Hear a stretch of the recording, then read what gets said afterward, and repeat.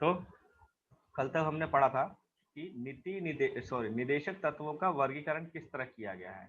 संविधान में नहीं किया गया इनका वर्गीकरण। इनका वर्गीकरण खाली इनकी दशा और दिशा के आधार पर तीन हमने मतलब जिसने लिखा है, जो फिलोसफर जो हैं, जो लोग हैं, उन्होंने किया है। संविधान में इसका अलग से वर्गीकरण नहीं किया गया था। जिस तरह दिखाई देते हैं, जिस तरह से प्रतीत होते हैं, उनके आधार पर इसका तीन श्रेणी में वर्गीकरण किया गया है: समाजवादी, गांधीवादी और उदार बुद्धिजीवी। कल हमने समाजवादी पढ़ लिया था, समाजवादी सिद्धांत पढ़ लिया था। उसमें क्या होता है कि समाज में संसाधनों का बंटवारा जो होगा वो बराबर होना चाहिए। ठीक है, पुरुष महिला ऊपर नीचे कोई अगड़ी पिछड़ी नहीं होगा।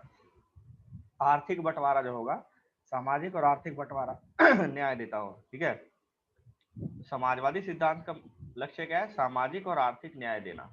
ठीक है, ताकि किसी एक के हाथ में सारी पूंजी जमा ना हो जाए। समाजवाद होता क्या है? समाजवाद का मतलब है कि उत्पादन जो भी होगा उसका बंटवारा जो उत्पादन कर रहे हैं उनमें बराबर बराबर हो। ठीक है ना, ये नहीं कि मालिक के पास सारा प्रॉफिट चल जाए और वर्कर को खाली सैलरी मिले।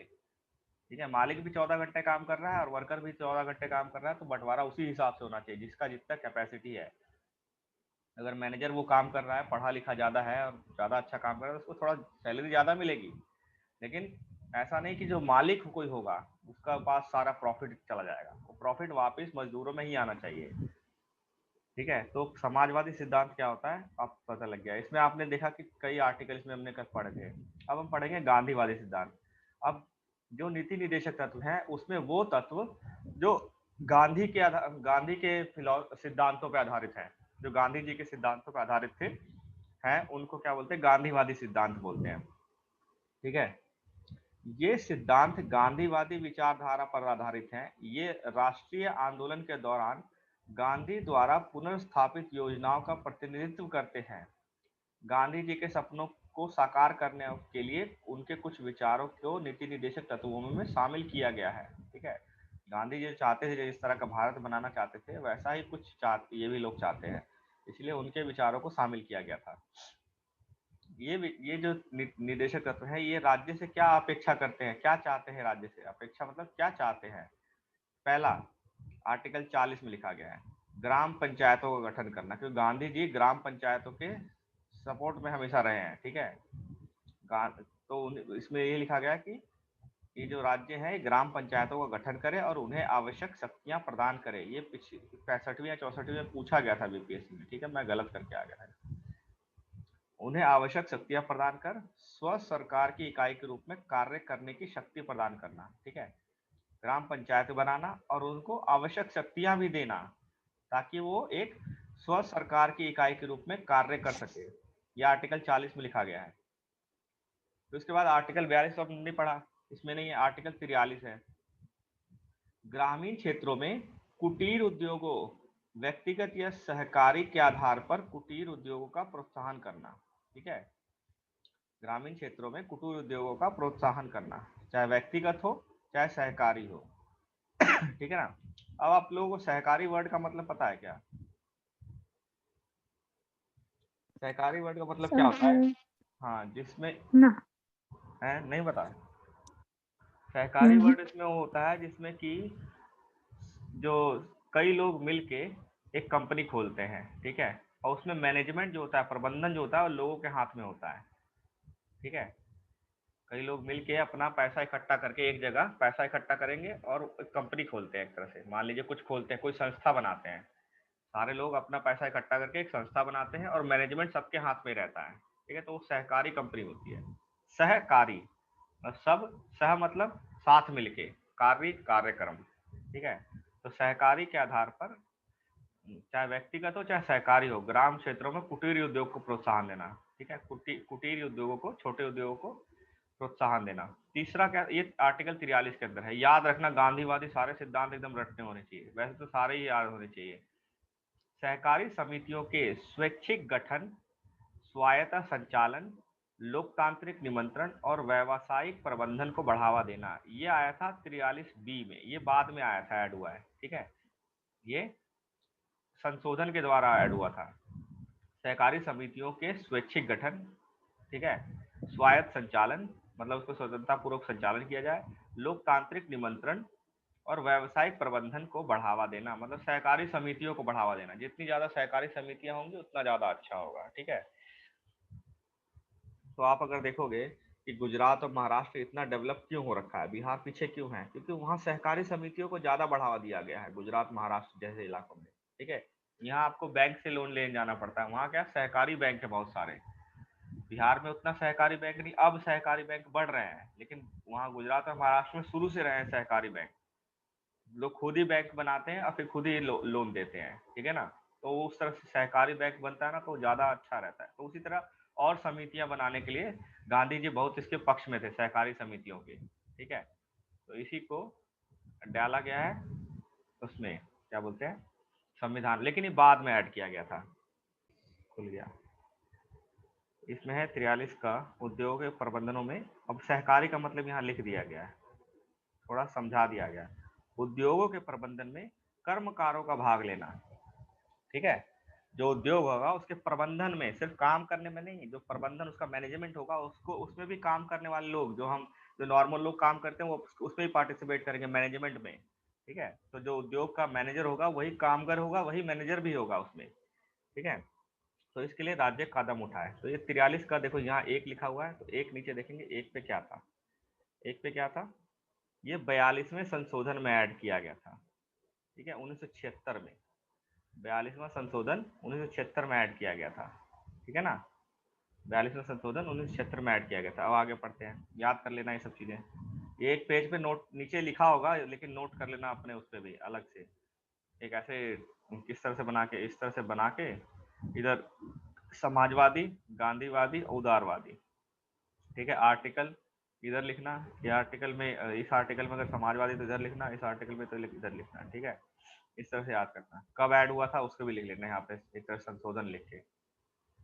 चौथा क्या है, अनुसूचित जाति और अनुसूचित जनजाति और समाज के कमजोर वर्ग के जो लोग हैं, शैक्षणिक और आर्थिक हितों को प्रोत्साहन और सामाजिक न्याय एवं शोषण से सुरक्षा देना उनको, मतलब शोषण से सुरक्षा देना, ठीक है। तो ये आर्टिकल 46 में है, ठीक है। अनुसूचित जाति, उन गांधी जी का क्या कहना था कि कोई भी नीति ऐसी बननी चाहिए, जब भी नीति बनाया जाए, गांधी जी का ये कहना था कि जब भी कोई कार्य या कानून नीति बनाया जाए तो सबसे पहले ध्यान में रखना चाहिए कि सबसे जो गरीब है उसको कोई नुकसान ना हो, मतलब सबसे जो गरीब, सबसे जो पिछड़ा हो उसको ध्यान में रख के कोई नीति बनानी चाहिए, चाहे वो अमीर के लिए क्यों ना बनाई जाए।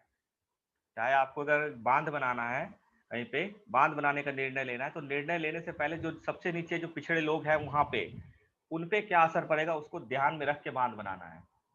लेकिन आजकल क्या हो रहा है, बांध बनाना है तो वो ये देखा जाता है कि इससे कितनी बिजली मिलेगी, कितना उद्योग होगा, लेकिन ये नहीं देखा जाता कि उस बांध बनाने से जो पानी इकट्ठा होगा और जो लोग वहां रह रहे होंगे उनको विस्थापित किया जाएगा, उनको विस्थापित कहाँ किया जाए। तो जब बांध बन जाता है उसके बाद विस्थापन शुरू होता है, तो किसी को घर मिलता है, किसी को नहीं मिलता, किसी को रोजगार मिलता है, किसी को नहीं मिलता है। तो यहाँ हम चूक जाते हैं उस चीज से, ठीक है ना। तो उनका कहना था कि सबसे पिछड़ा को सबसे ज्यादा ध्यान में रख के कोई काम करो। तो ये हो गया गांधीवादी सिद्धांत। उसके बाद एक और है 47वां, ठीक है। अब देखो 43 के बाद 44 45 नहीं है, 46 है, फिर 47 है।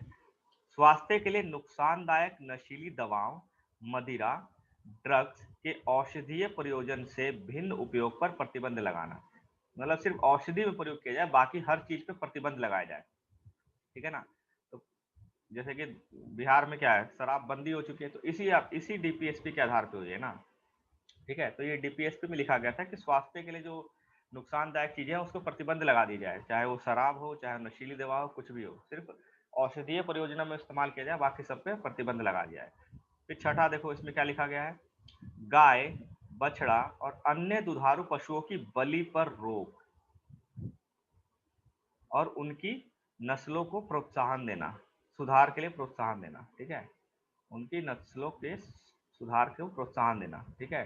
तो गौ हत्या पे उन्होंने पहले ही मना कर दिया था कि नहीं होना चाहिए, आर्टिकल 48 में लिख दिया गया था संविधान में, गौ हत्या और दुधारू पशुओं की बलि जो रोक दी जाए, उनकी नस्लों में सुधार को प्रोत्साहन किया जाए, ये गांधीवादी सिद्धांत पे है, ठीक है। तो 6 पढ़ लिया आपने गांधीवादी सिद्धांत, इनके नंबर याद रखना ये जरूरी है, किस अनुच्छेद में कौन सा लिखा गया है। उसके बाद क्या है, उदार बौद्धिक सिद्धांत। अब जो जो उदार सिद्धांत है, उदार और बौद्धिक सिद्धांत है, ठीक है, उनके बारे में पढ़ते हैं। इस श्रेणी में उन सिद्धांतों को शामिल किया गया है जो उदारवादिता विचारधारा से संबंधित है।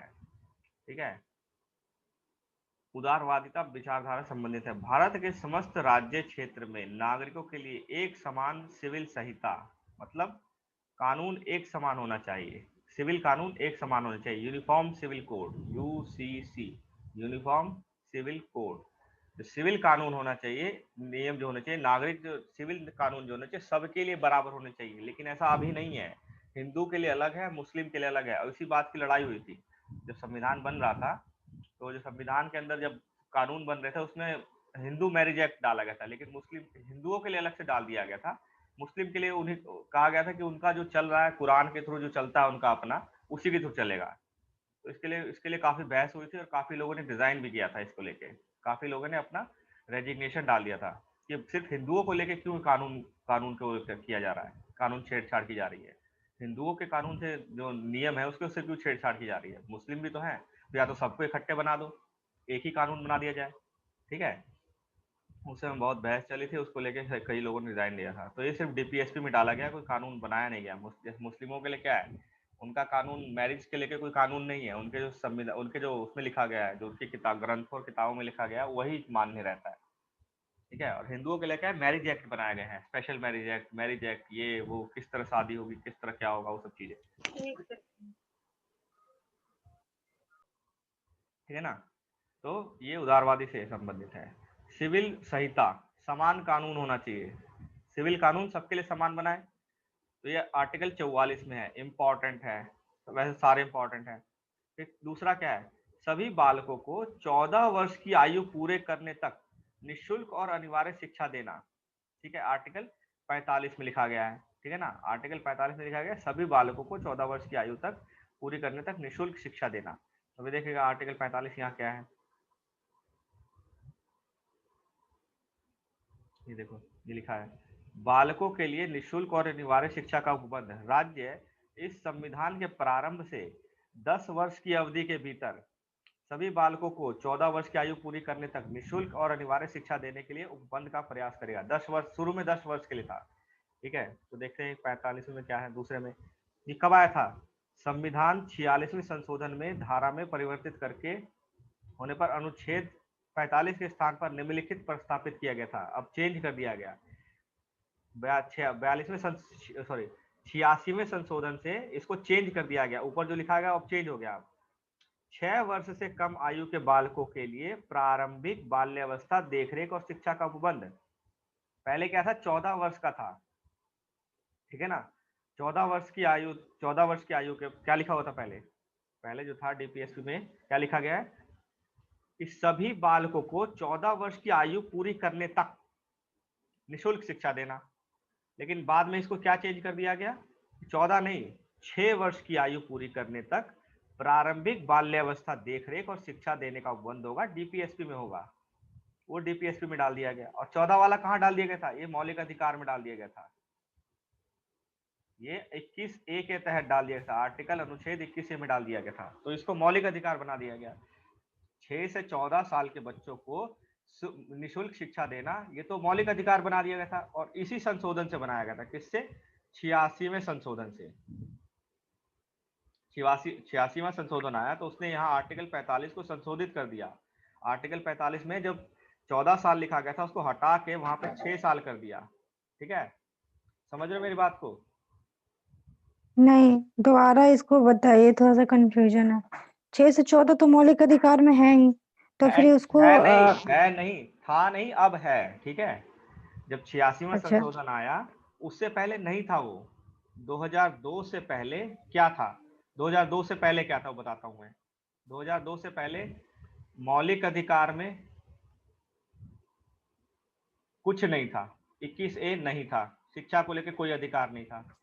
और डीपीएसपी में क्या था, डीपीएसपी में था 14 साल से, 14 साल के बच्चों तक, 14 साल की उम्र तक निःशुल्क शिक्षा।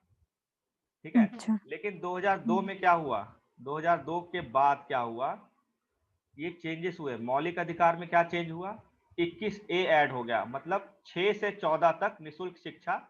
और डीपीएसपी में भी चेंज हो गया। डीपीएसपी में क्या चेंज किया, 14 साल को हटा के 6 साल तक, 6 साल तक के बच्चों का देख रेख, ठीक है, देख शिक्षा और देख रेख हो गया, मतलब डीपीएसपी में डाल दिया कि 6 साल से नीचे जो है उसकी राज्य करना चाहे तो करेगा, और 6 साल से ऊपर है तो करना ही पड़ेगा। समझ रहे हो ना इस चीज को? ठीक है, ये चीज समझ में आ गई सबको?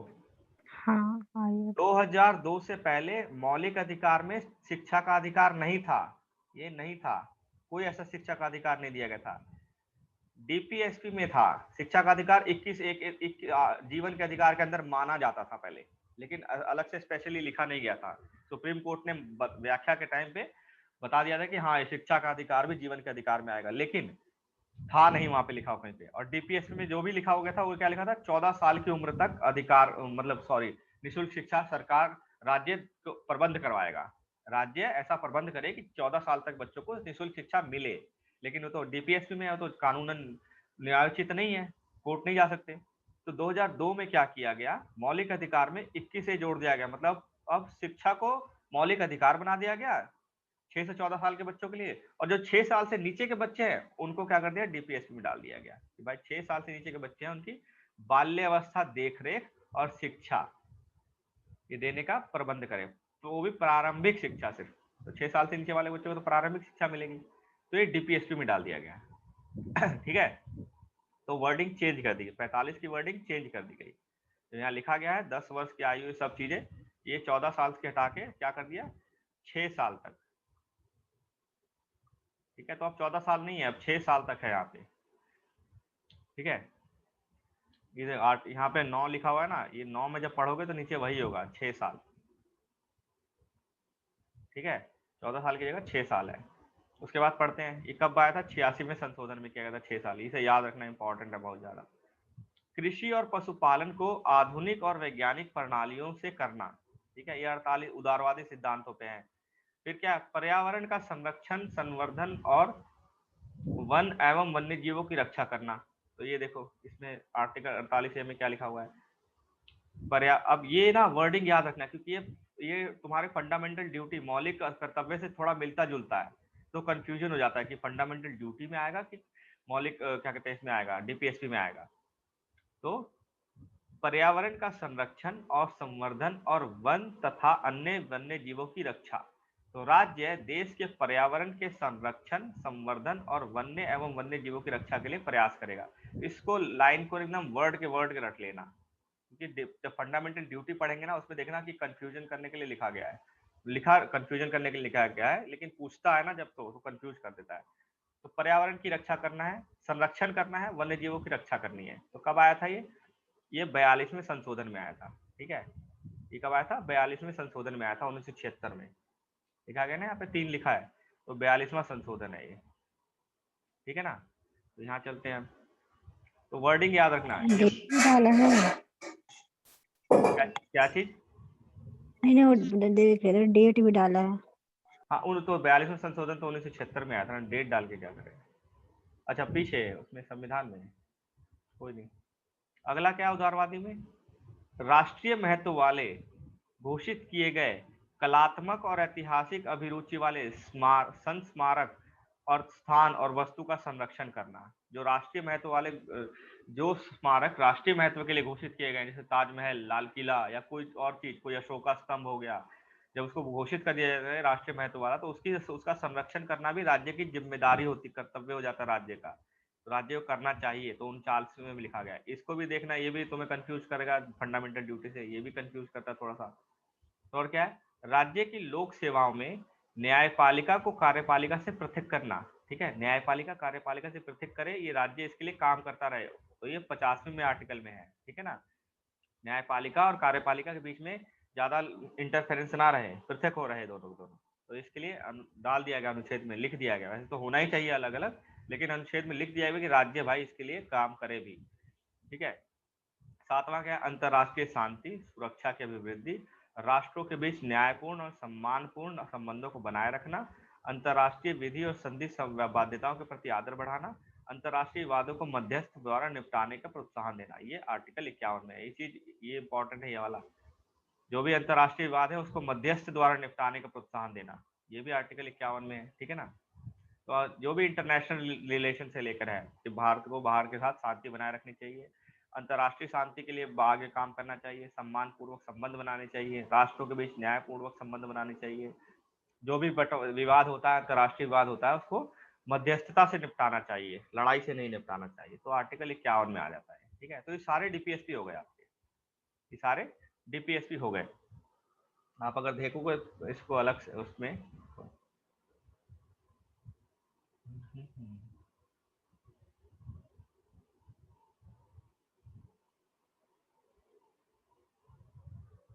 ठीक है, तो अब पढ़ेंगे नीति निर्देशक तत्व जो नए वाले आए थे, जो एडिट जो बाद में संशोधित होकर आए हैं। जो हमने पढ़े उसी में ही है, हमने पढ़ लिए हैं, लेकिन इसमें अलग से लिख दिया गया है। ठीक है ना। तो 42वें संशोधन में पहली बार निदेशक तत्वों को संशोधित किया गया 1976 में। क्या किया गया? 4 तत्व जोड़े गए थे, 39 जोड़ा गया था। बच्चों के स्वास्थ्य 39 में क्या था ना, 39वां देखोगे उसमें कई चीजें लिखी गई थी, उसमें लास्ट में बच्चों का लिए ऐड कर दिया। 39 में पूरा आर्टिकल नहीं आया था, 39 में को संशोधित कर दिया गया था।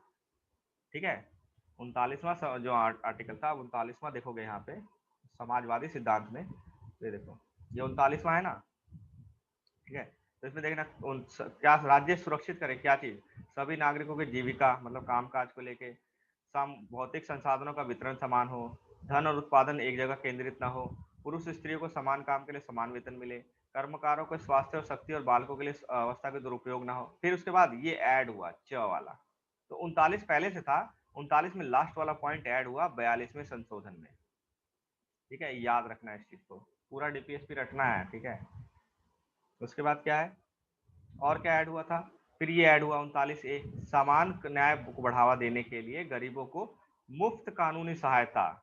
ठीक है, मुफ्त कानूनी सहायता देने के लिए प्रयास करे राज्य राज्य गरीबों को मुफ्त कानूनी सहायता, वकील के लिए या फिर कोर्ट के कामकाज के लिए मुफ्त सहायता देने, मुफ्त कानूनी सहायता के लिए काम करे राज्य। तो ये 39A में आया था। कब आया था? 42वें संशोधन में आया था। ठीक है, और दूसरा क्या था 42वें संशोधन में, उद्योगों के प्रबंधन में कर्मकारों की भागीदारी सुरक्षित करने के लिए, जो सहकारी वाला था। ठीक है, ये भी 43A में आया था। सहकारी वाला नहीं आया था, सहकारी बाद में आया, लेकिन उससे पहले थोड़ा सा सहकारी समाजवादी टाइप बना दिया गया था कि उद्योगों के प्रबंधन में श्रमिकों की भागीदारी। सहकारिता क्या होती है? वो भी वही सेम होता है, उद्योगों के प्रबंधन में श्रमिकों की भागीदारी होती है। तो पहले 43A भी लिखा गया, बाद में सहकारिता को सिर्फ ऐड किया गया अलग से। ठीक है, तो 42वें में क्या आया था, ध्यान इसी पे ध्यान देना है कि पहले जब 42वां संशोधन हुआ तो 43A बना, उसमें उद्योगों के प्रबंधन में श्रमिकों की भागीदारी लिख दी गई। ठीक है, और फिर बाद में क्या हुआ 86वें संशोधन में देखोगे, 86वें संशोधन में तो इसमें क्या लिखा गया है, सहकारी समितियों के प्रतिबंध, सॉरी 97वें संशोधन में, 97वें लास्ट संशोधन जो हुआ डीपीएसपी में, उसमें सहकारी समिति के लिए लिख दिया गया है अलग से, 2011 में हुआ था। ठीक है ना। ठीक है, सहकारी समितियों के गठन, संचालन, निमंत्रण और प्रबंधन के लिए लिख दिया गया। लेकिन पहले ही 42वें संशोधन में थोड़ा बहुत डाल दिया गया था सहकारी समितियों के लिए, क्या, उद्योगों के प्रबंधन में श्रमिकों की भागीदारी। तो सहकारिता ही होती है एक तरह से। तो ये 43A के अंदर आ गया। फिर उसके बाद चौथा क्या चेंज हुआ था 42वें संशोधन में, रक्षा और पर्यावरण के बेहतर बनाने के और जंगलों और वन्य जीवन की रक्षा करने के लिए। ठीक है, ये क्या है, पर्यावरण को बेहतर बनाना और जंगलों और वन्य जीवों की रक्षा करने के लिए 48A में आया था ये। ठीक है, ये कब आया था? 42वें संशोधन में आया था, 48 अनुच्छेद 48A 42वें संशोधन। तो 42वें संशोधन में 4 संशोधन हुए थे, पहला, दूसरा, तीसरा, चौथा। बच्चों के लिए स्वास्थ्य, बच्चों का स्वास्थ्य 39, कानूनी मुफ्त कानूनी सहायता 39A, उद्योग के प्रबंधन में मजदूरों की भागीदारी 43A, और पर्यावरण की रक्षा 48A। फिर 44वां संशोधन हुआ 1978 में, और एक और डीपीएसपी को जोड़ता है जो राज्य से अपेक्षा करता है कि वह आय, प्रतिष्ठा और सुविधाओं के अवसर में समानता को समाप्त करता है। 38 पहले से है, इसके अंदर ऐड किया गया था। 38 के अंदर 2 आर्टिकल थे, 38 के अंदर देखोगे तो 2 अनुच्छेद है 38 के अंदर ही, मतलब 2 आर्टिकल थे। देखो 38 है ना, तो पहला क्या था, लोक कल्याण की अभिवृद्धि के लिए काम करे, सामाजिक व्यवस्था सुनिश्चित करे, क्या, राजनीतिक न्याय, सामाजिक न्याय और आर्थिक न्याय के लिए। लेकिन बाद में क्या ऐड कर दिया गया, और ये चीज ऐड कर दी गई। ठीक है, आय, प्रतिष्ठा, सुविधा और अवसरों की असमानता को समाप्त करना। तो ये बाद में ऐड किया। कब ऐड किया गया था? 44वें संशोधन में ऐड किया गया था। ठीक है, ये 44वें संशोधन में ऐड किया गया था। उसके बाद क्या है, और 44वें संशोधन में एक ही चीज हुआ था। 86वें संशोधन में क्या ऐड हुआ था, 45 का विषय वस्तु को बदल दिया गया था और प्राथमिक शिक्षा को अनुच्छेद 21 का के तहत मूल अधिकार बना दिया गया। 6 से 14 साल तक क्या चला गया, मौलिक अधिकार में, और 0 से 6 साल कहाँ चला गया, डीपीएसपी में। तो ये ऐड चेंज हुआ था। ठीक है, ये हमने पढ़ लिया है। तो ये कब आया था, 86वां संशोधन 2002 में, एकदम ऐसे याद करना है। उसके बाद क्या है, 97वां संशोधन हुआ, कब हुआ था, 2011 में। क्या जोड़ा गया था, 43B, सहकारी समितियों के गठन पे, ठीक है, संचालन और निमंत्रण और प्रबंधन के लिए। ये 97वें संशोधन में आया था। तो सारे संशोधन में क्या क्या चीजें ऐड हुई थी, अलग से एक पेज पे लिख के और याद करना। ठीक है, उसके बाद क्या है कि निदेशक सिद्धांत बने क्यों थे, इसके पीछे संस्तुति क्या है। ठीक है,